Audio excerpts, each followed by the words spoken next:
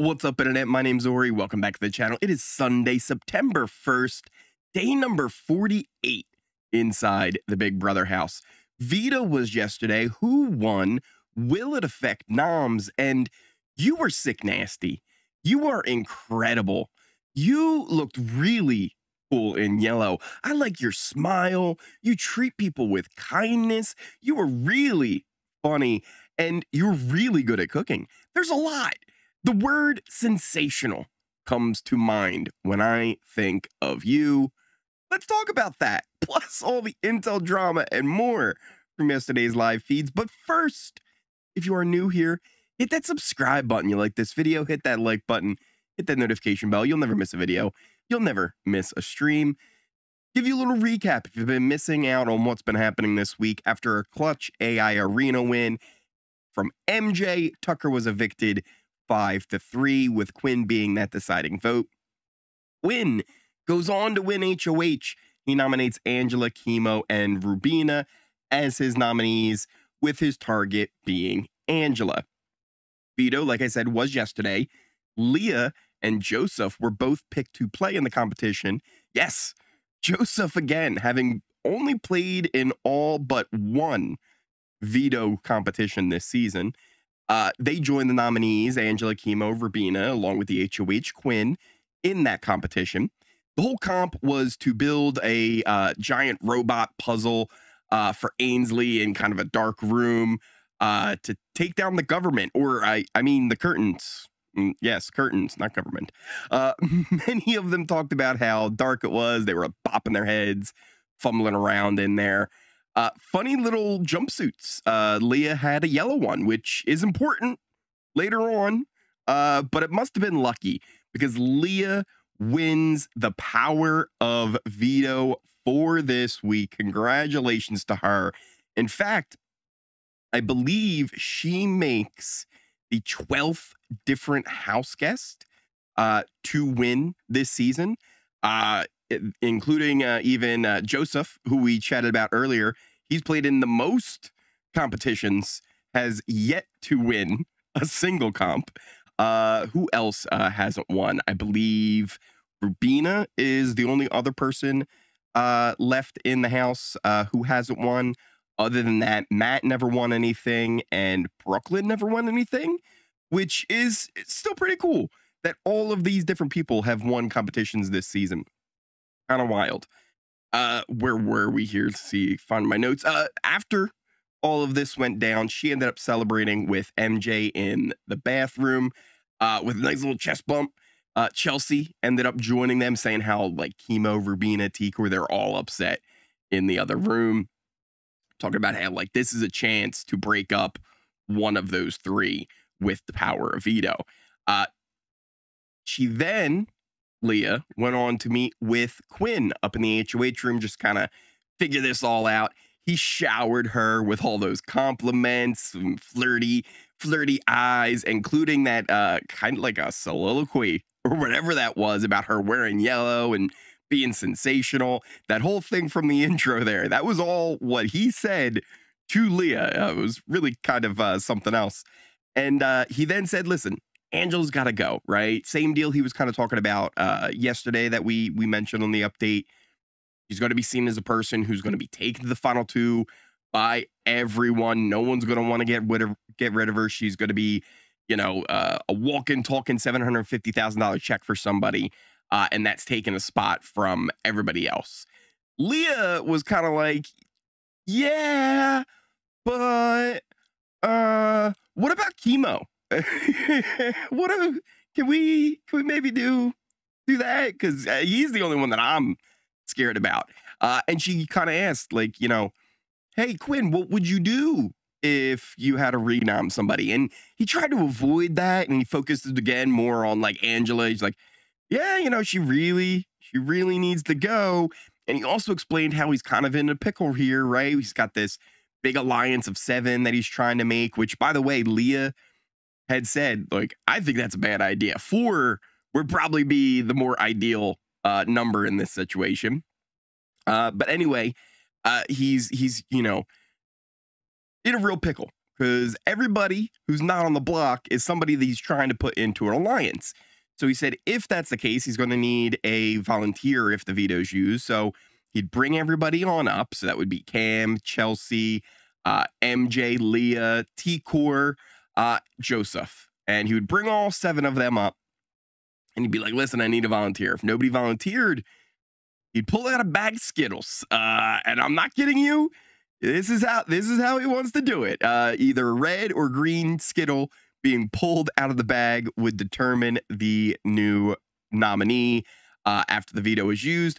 Pulling an old trick from BB Can, good old Marty and his red gummy bear, which I'll tell you exactly how this came up. I don't even need Quinn to explain how he knows about this. I guarantee you Quinn has never seen the season, but I bet you he has heard Kevin Jacobs from BB Can talk about this during some deep dive. And that's where he's getting this brilliant idea. Another part, though, of his plan of this random draw to see who could end up being the replacement nominee is that he would have rigged it for Leah if she was not the veto holder by giving her the right Skittle prior to everybody pulling it out. Eventually, though, Quinn was asked by Leah, like, listen, like, who would the renom be? And he just kind of went on with that plan, right? Like, that would be what he would do, that he would need a volunteer. Quinn says, are you planning on actually using it? And Leah was very non-committal. She did not give a real yes or no, just saying that Angela is good for her game. So kind of implying like I want to, right? I really want to. Meanwhile, Angela had a chat with Joseph, but Joseph kind of cut her off before she even really could get started, even campaigning, saying like, listen, I have no control over what Quinn or Leah would do. She says everybody just wants to do what the HOH wants all the time. And he said, yeah, not really. They just tell you that, right? Like they're gonna do whatever they want to do. They're just gonna tell you they're gonna do what the HOH wants, which he said the quiet part out loud there, right? Like you're not supposed to admit that, right? You just say, yeah, I'm just gonna do what the HOH wants. It's a get out of jail free card. And he was just in general being very blunt with her, saying no one can trust her after all of the blow-ups. You know, what would she expect Quinn to even really owe her anything for, right? Like, none of this really even makes sense. Like, nobody wants to work with her. Nobody wants to even, you know, associate with her because of everything that's gone down. And he doesn't see a path moving forward with her. And, you know, her best thing, if she wants to stay, she's got to win the AI arena. This, of course, led to a little mini Angela spiral. Nothing too crazy, but she did end up going and having a chat with Leah where she talked about how it was making her sick to the stomach and she just couldn't believe, you know, all the things they were saying. They chatted again later where Joseph didn't smooth things over really any. But you know, he talked about how, you know what I mean? Right? Like, you know, yeah, you know what I mean? Telling Angela, like, listen, you're in trouble, honey. You're going to need to win that AI if you want to stick around. People, meanwhile, are still chatting about Joseph. It started originally with just kind of like MJ and Chelsea really leaning into this. Now it spread even more to Leah, Cam, and Quinn as well, talking about how comfortable he feels in the game and that, you know, maybe he could be even an option. He had Quinn had a conversation with T-Core about potentially Joseph being the one to end up going on the block. I don't think they're too worried about him just yet, though. He doesn't seem like he can win anything. I think a lot of them also really want to break up the trio of Rubina, T-Core, and Chemo before they would do anything else, even wanting Angela out. Except Quinn still desperately wants to get Angela out. Meanwhile, speaking of T-Core, her and Quinn had a little conversation about, you know, if Leah would end up using the veto. And he said, like, listen, I'm going to end up needing a volunteer. He's also been telling her pretty much ever since he won HOH, you know, how good of a social player she is, how she has the best social game in the house, how impressed he is with her, how well-placed everybody who likes her and wants to work with her. Now, if I was T-Core and I had somebody saying all this to me in the house, I would take it as a threat. I would take this as him wanting me to volunteer to be a pawn on the block this week. I don't actually even think that's what he's doing. I think he's just literally saying these things to T-Core out of like a admiration for her game, for an acknowledgement of how well she's doing. I don't think he's actually trying to paint a target on her, but I don't know. Maybe he is. Maybe this is all part of some secret plan from Quinn to try and convince T-Core that she's good and to get her to agree to go up on the block because she would stay. Or maybe this is just to soften the blow after he would potentially have to put her up. I don't 100% know. Or maybe he's just misted to T-Core like T-Core is misted to Chelsea. I'm not 100% sure on that one. Meanwhile, T-Core, she still is looking at Quinn as her future #1 target. She talked about potentially doing kind of like a girls' alliance with Rubina, Chelsea, MJ, Leah, kind of pulling them all in to make sure they stick together and they can kind of run the house. I don't think any of that's going to really work anyway, but it's going to be interesting. I'll be honest with you, don't 100% know what Leah's going to do. We have a whole day until the veto ceremony. It will be on tomorrow, so we won't have to, really kind of hurry with trying to figure out this decision. Leah's got time to kind of talk and think this through. But it does seem like Leah is leaning towards potentially using that power of veto, and that would mean that Quinn would have to put up a replacement nominee for Angela. So it's going to be interesting to see how this plays out. As for our allegiance chart, not too much has really changed today. I've actually lowered Joseph just a little bit. I think he's still just slightly above MJ. But it is seeming more and more likely that actually people are starting to like MJ a lot more. Even T-Core is saying how much that she would actually like to see MJ win this game now because of everything she's kind of gone through.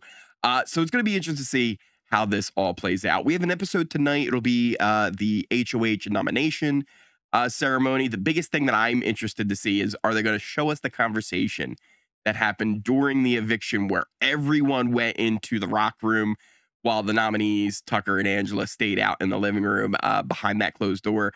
I kind of wanted to hear what went down, and I assume we will see that on the episode. But other than that, what are you guys thinking about everything going on inside the house? I know this might be a little bit of a short one. I had to re-record. YouTube was being weird. I uploaded it, and it just refused to upload the video that I created. I don't know, maybe the file got corrupted or something like that. But this is my second time recording, and I hope you guys enjoy. It was probably a little bit late on YouTube, but had to make sure I got this out for you guys.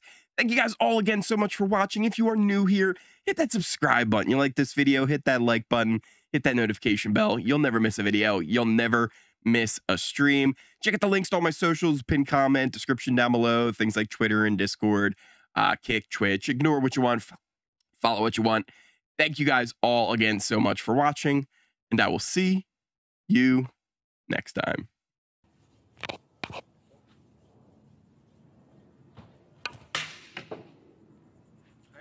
Hey.